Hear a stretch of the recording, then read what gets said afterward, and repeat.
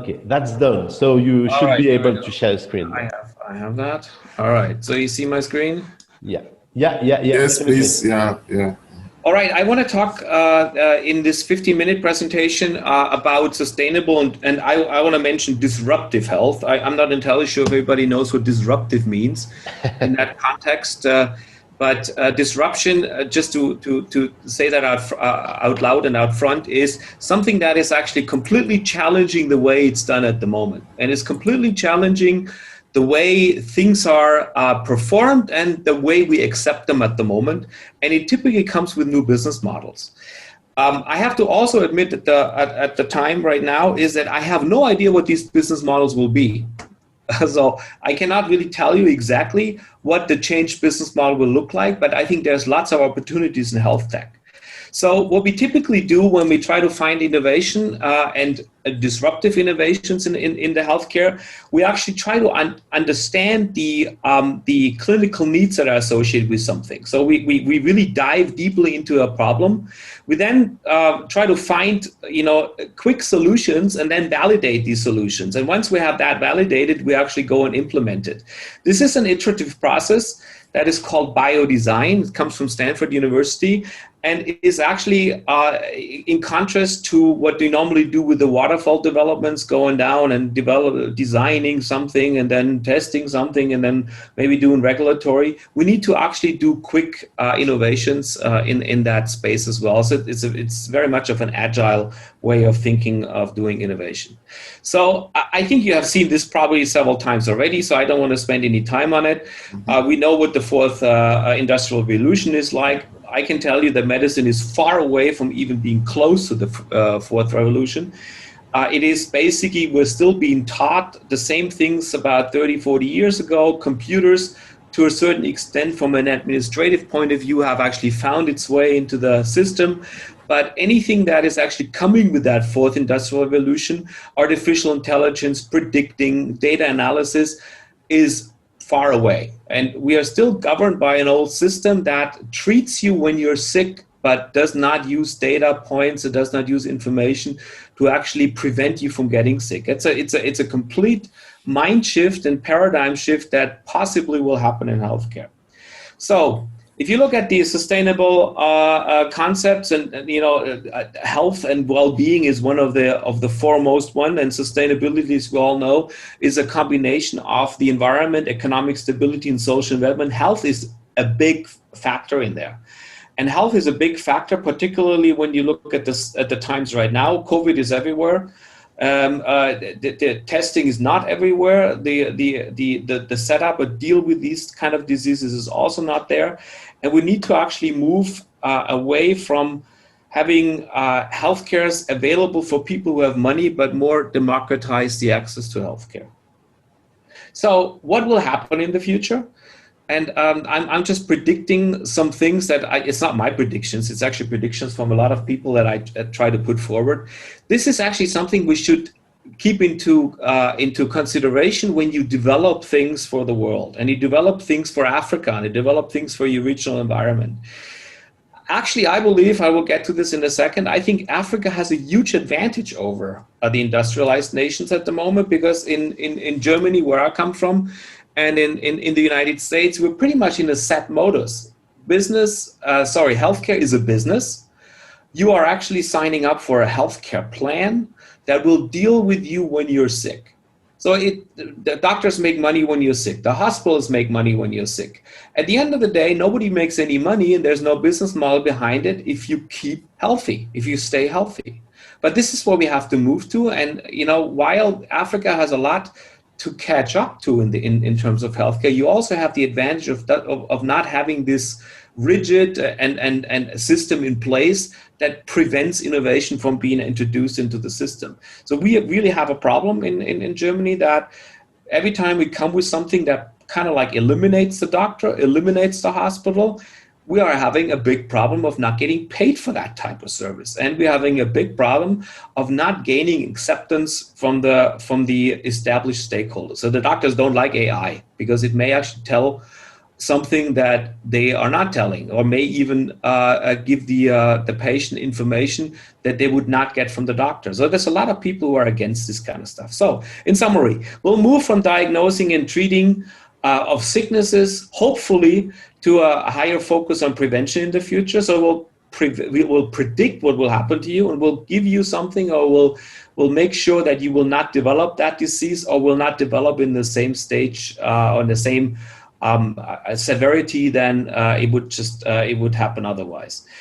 We move to precision and value-based medicine. I'm not entirely sure that I want to go into the depth of what that means. Precision, just as a quick one, means you are actually using all kinds of devices available that are helping you making a really good analysis. Value-based means you're doing whatever is the most cost-efficient and the most beneficial to the patient. And centered medicine means you're not going to a hospital and then you send you from left to right. They send you there, you have to go back, you send you somewhere else, you have to go back. Everything centers around you and your problem. And if you really think about this, this is not what healthcare is doing at the moment. It's not how healthcare is performed anywhere in the world, by the way. And we need to have when we shift from a more home care based approach, where we have people having devices, putting it up in your neck and measuring your auscultation and your heartbeat and maybe other things, you will actually be able, using AI, to maybe predict or get information about things that you would only get otherwise going to the doctor, for very cheap, by the way. So having said that, moving this whole healthcare more into the home care and self-care will come with completely different business model that I don't really know myself or how they will develop at the moment. What you always have to keep in consideration is that, and I'm coming again from a German perspective, what we do is we create a new MRI and we make more and more features with it, but does the system ever get cheaper? No, it gets more expensive. And it adds incremental innovation, it gets more expensive. So at the end of the day, what we're doing with our innovation, we're never really trying to look very, very intensively at cost. And I think in Africa and in a lot of area, in a lot of countries that you basically resemble also in this conference, cost is one of the major issues to access to healthcare. So people who have money, they have access to anything they want. But people who have no money have very difficult access. You also have an issue with rural and urban area setup. So I'll talk about this in a second. So these are the concepts of future medicine. It's the 4 Ps, we call it. You need to predict diseases, you need to prevent diseases, you need to personalize the treatment approach, and you need to have the participants in the healthcare setup, which basically means everybody, be more active, involved. So not basically reactive, and they do only things when something happens, but be actually a part of their own health. And we need to also fulfill what we call the Quadruple Aim of Healthcare. We need to make sure that whatever we developed has a better outcome than it is at the moment. I think that's a given one, right? We need to think carefully about cost. And that's what researchers typically don't do. They look at, can we do things better? But they don't look at, can we make an innovation process that reduces what we have right now by a cost factor of 10 or 100, but by maintaining the same quality level? That's what people don't necessarily think about. And we need to improve the clinical and the patient's experience in the whole setup. I mean, go back and think the last time you went to a doctor. I unfortunately have not been, or fortunately have not been in a doctor in Africa. I don't really like going to doctors, and I don't think anybody of us does. But you are sitting around with other sick people. You have to wait. Typically, the doctor has very little time for you. It's not a very, very satisfying experience. So we need to change that as well. So where will healthcare be delivered? I'm just taking this information from the World Health Organization. Most of the healthcare that we will see in 10 to 15 years, this is a very recent information, will be happening just about anywhere or at home, but it will not happen at the hospital and the doctor. But if you associate healthcare right now with any place, you will pretty much come up with healthcare, with hospital and doctor. That will not happen anymore in the future. And I think what will help dramatically is digitization. Healthcare is one of the least digitized segments in all of industries, and there's a huge catch up to be done. So a quick one on the health determinants, because that is important to know where should you focus your development efforts on. So I do a quick run through here. So 25% are dependent on social circumstances. Are you living in a wealthy family? Are you well educated? Income level, that's very important. And a second one important is, what are your genetics biology? That one you cannot change at the moment, unfortunately, but maybe in the future we can do something about genetic issues. Individual behavior, we're all well aware that if you smoke and drink and use drugs and don't exercise and eat pretty bad, that will have an effect on your health. 10% is dependent on your physical environment. So if you live in a city with bad air, low quality of water, that will also have an effect on your health. And only 15% is dependent on healthcare provision.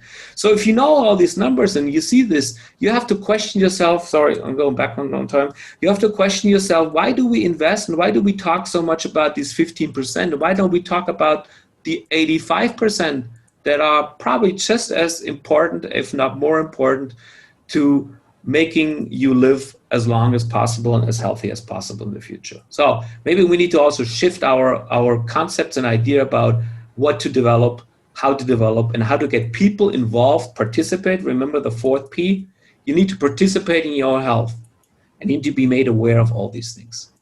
So health for Africa. So I was thinking about this. You have some disadvantages in Africa. Let's focus on that. You have an uneven, unfair access to healthcare. You have an expensive healthcare for a large percentage of the population. Some are rich enough to afford it. Some others are not. Most of them are not. You have a big issue of rural versus urban healthcare. So, I mean, I go to Cairo, to Egypt quite a bit, because I'm also on a university staff there. I see that in Cairo, you can get anything you want if you have enough money and if you know where to go and you have connections. But outside Cairo, there is very little. There is no MRIs, there's no diagnostic equipment. It's very difficult to get access. There's also no doctors available. And we obviously need to talk about education, general education of health, and adding health staff, and how do we get health staff.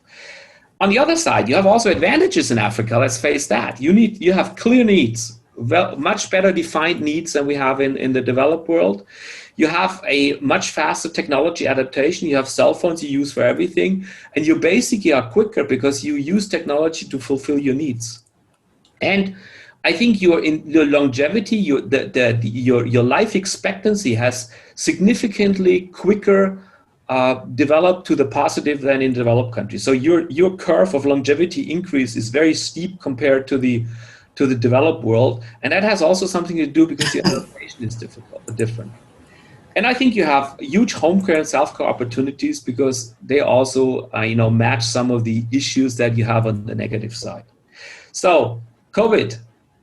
Just to show that one very quickly, because that is for me a very nice drawing and a nice chart compared to basically demonstrate and illustrate how quickly technologies can be adapted if there's a need.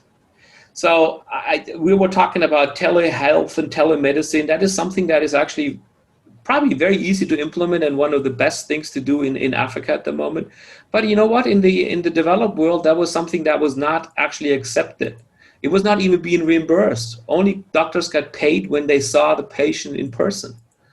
And now everybody thought it's still a while away, but COVID made sure that happens very quickly. If you look at the numbers that happen in the US alone, the red curve is the one that is the visits in person, and the blue one is the visits by virtual connection. That has dramatically increased. And do we really believe that will go down again, even if COVID is gone? I don't think so. I think it will stay. So at the end of the day, this pandemic, with all the negative stuff that it came with, also had some benefits and some pros that made sure that digitization and acceptance of certain tools happened very quickly. So in reality, though, we are still behind. We are, even in most of the countries in Europe and in the US, we are not even close to being connected and incapable of doing this. So I believe that Africa has huge advantages to actually, lead the way in some of these efforts. Don't want to discuss that in detail. Teleconnections and telehealth is not connecting you via a virtual link to a doctor. It's much more than that. It's actually doing sensor approaches at home, collecting data, evaluating data. It's actually predicting what will happen to your health, not so much making sure that you will talk to a doctor. So that's not the only thing there is. And if you really look at the big companies at the moment, Are you with earpiece?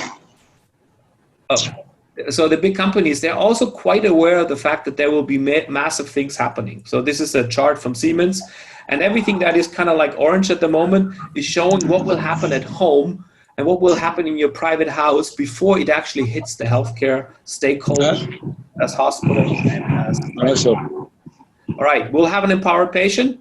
So everybody of us will have the tools at home, the tools available to check their own health, to have wearables, to have devices at home, and be a participant in the healthcare system. And there's lots of things you can do. So there's lots of opportunities, and I'm just pointing this always out. These smart people don't come. Please turn the microphone off for whoever that is. So anyway, so there's lots of issues, lots of development areas you can get involved in. And I think you should analyze your local needs carefully and develop local solutions. Don't always wait for the Europeans and Americans to develop something. On the other hand, and I'm finishing up now quickly, there's a lot of discrepancy between what people develop and what they should be developed. Artificial intelligence should be used, robotics should be used, compared to what is actually needed outside in the field. And what people actually need is things like that are not covered on the left side. And the AI and wearables and robotics are not the key. Data. They need funding. They need the smart that are needed rather than the issues that are being developed. Okay. So concentrate. If you look at that, concentrate on risk and behaviors. Concentrate on the conditions, and concentrate on the things that are. My business now. 80% of the people and causing 80%. I want to not be normal just POS. I get that matter. Okay, so I'm a little confused with all the background noise, but I'll continue anyway. So, not actually going into Michael, can you hear me? Most likely, Michael, we'll have all these kind of sensors available. We'll have the tele connections available. We have data accessibility at home. Michael, can you hear me? Yes. Yeah, please. You are in control of the session, actually. So there is Anthony Abanimoro. Could you mute him? I can't do it. Okay, let me just quickly do this. So who is it? He's muted. He's muted now. Now he's muted. So go ahead, please. Go ahead. All right. I don't understand. It's always the same. You know, you are in a video conference and the first thing you do is to turn your microphone off, right? So whatever.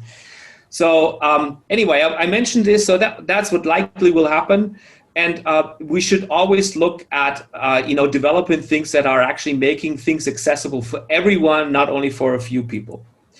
I have one example I did for India. That's an interesting one where we're looking at the problems, and that's actually where you start with an innovation anyway. You have to intensively look into the problem space. And we have the same problem, I think, that there is in lots of places in Africa. There's a work overload for the doctors. There's a lack of proper diagnosis in rural areas. And there's a high incidence of terminal diseases. And what we did for them is we actually created a little truck and put all these devices that would basically create a full diagnostic purpose in this little truck, including robotics. I mean, we made it so it's really technologically nice. And whether that is real application for Africa is questionable. But the only thing we do here is gather data, have a quick analysis ahead of at the space, and then compare maybe next year the data that we gathered one year with the data that we gathered this year, and to make a delta analysis. And that's probably very helpful for the future of predicting diseases and making sure you don't get sick. Okay. I know the next talk, I think after break, will be about exponential technologies. So there's a lot of exponential technologies that will find its way into healthcare space, and we will need to develop or put our development goals onto not make it complicated, but make it easy to use. Have a small footprint, robust, so you can transport it. It should be connected, and it should be scalable. And we should also look at existing workflows and try to improve these workflows, because there's a lot of innovation potential in there. Now, all these things come always with a new business model. but I cannot tell you exactly what the business model is, and it may be dependent quite heavily on your local setup anyway with respect to health. I believe that in the future, healthcare has to be maybe more social, maybe more government oriented, and it has to be more equal and democratized for everybody, okay? So there's a lot of questions that come with that. And all these questions, if you just look at maybe one of them, how can we intercept these delivery changes with new product services? I don't have an answer for that. But these questions, and innovation starts with questions, will possibly lead to innovation potential and opportunities internationally. Something we call reverse innovation, where you develop something for Africa, but you export it to Europe. This is actually something that is happening these days. And I would encourage you to focus on your health problems, make sure you can develop something meaningful, and then make it available for everybody else in the world. Okay? So with that, I'm just coming to the summary quickly. Everything will happen much faster in the next 10 years than happened in the last 100 years. I think you've heard that one before. It will go for a lot of the technologies, but health has a big catch-up to do. And we'll move to home care, and we don't have the devices available for that. So develop some of this. And we'll have massive opportunities, massive rethinking of current setups. And I think there's tons of opportunities. And if you think exponential will be part of this. Okay, with this, I'm done. And if you have questions, I'm gladly answering them. Wow. Thank you so much. Okay, so now let me just, how do I get it back to you? Did I already give it back to you? Rashid, you want to go first? You like to go with your question first? Rashid, you are mute, on mute, please. On mute. Professor, could you select me in the participant list? I'm Rashid. You select me in the participant list, you click on the more button, and then you make me a host. All right, you're the host. Yeah, I'm the host. Thank you. Okay, so the presentation, I'm rather tech friendly. I'm rather innovation friendly, but your presentation was really packed with exponential technologies, emerging technologies. It's really impressive. It's very dense. Well, when I hear that, I know Europe pretty well because I'm French. I know North Africa pretty well because I'm Moroccan, and I know that both environments are very different, and that solution that would go in Europe wouldn't go that well in Morocco or in Nigeria or in Uganda. So I have a question. You spoke about India, where you have done fascinating things. There is a term that comes from India that is Hugad. Hugad is frugal innovation in countries where means are limited. And in terms of Hugad, do you think there is a technology quick win that should be done first in terms of improving health environment via technology? Absolutely. And frugal innovation and frugal development is something that has not been done in healthcare in the past. What has happened, and my discussions with India were very exciting about this. They said, we like to do what the Americans do. We like to do what the Europeans do. We like to actually develop a CT scanner with hundreds of slices. And I said, and why do you need that? And this is more like they want to be on the same level. Yeah, that's okay. Technologically, you can be on the same level, but it's not solving your problems. Solving your problems is actually having a CT scanner that costs only 50 times less than a normal CT scanner, but maybe it cannot do all the things that a 400 slice CT cannot do, but so what? Make things available to the communities. And actually looking at that, you can we built a CT scanner in my lab that cost maybe $5,000. It's actually it's possible to do. Now this thing is not creating the same image quality than the big ones, but does it need to be? Because if you then combine that with a $5,000 ultrasound or a $2,000 ultrasound, you have a hybrid system that can do pretty much 90% of the diagnosis that these expensive systems could do. And you would have a huge advantage. You can put that in a case, and you can actually use it in a car or in a four-wheel drive and drive it around, or make it available in medical centers. So I think there is lots of things where you look at how things are being done right now, and the only innovation that you look at is how can I reach 90% of or 80% of what that thing can for 20 times less cost. And people don't think like that, unfortunately. Because they think from I'm a professor, right? I'm a research guy. I'm supposed to do all these cool things. But is it scientifically really cool to make something cheaper? No, it's not. But I think economically and socially, it's the coolest thing you can do, make things available. And I think you are in a perfect situation that you can actually teach this type of development, and you can actually do it probably better than we can. And is there really a quick win, a technological quick win that you have identified in India? Because I think AI, is quite the same here. Yeah, everybody will tell you AI is and yeah, they're absolutely right. AI is the one that is a quick win. It's very easy to develop, and it's very easy to program. But now it's a big but.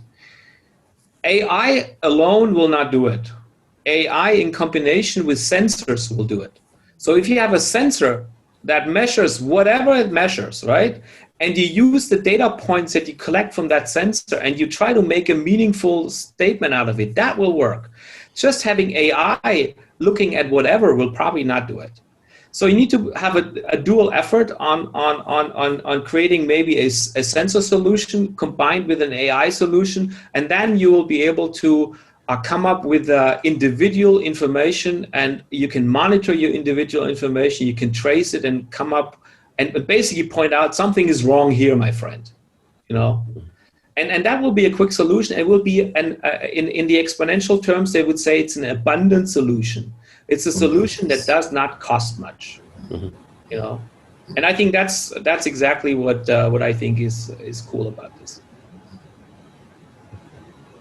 And remote consultation, if internet connectivity allows it in Africa. Yeah. But do you think it's something that should be done? Yeah, it obviously is a solution to certain areas. Maybe when you need a specialist, but I think you need to have somebody who is on site, who uses the data points and the AI, and then gives you advice locally. And if there is something, I mean, let's also face it, when 90% of the things that you have these days are non-relevant or not difficult. You have a cough, and then you have a cold, right? You need to get some medication. You don't need to go to the doctor for that. Well, in Europe, you need to go to the doctor, otherwise you don't get a prescription. But these are the kind of things we need to free the healthcare system off and focus the experts on what's ever left over and cannot be solved by easy measures. Thank you. Thank you so much. Very compact, interesting, exciting, inspiring as well, your presentation. Good. We so much appreciate it, and it's packed with lots of information. I'm hearing some of this today as well. Good. And I'm sure our participants, they appreciate what you have presented, and we'll take this forward in our promotions as well, and in further conferences. So thank you so much, and probably now we try to take a, I think I can hear clap from AFEF already.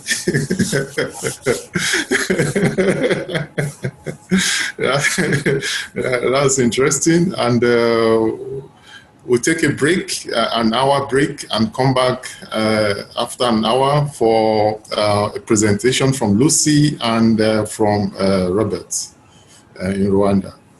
Thank you all. Thank you so much, and thank you very we look much. forward to Talk you to you later. in an hour. Thank you.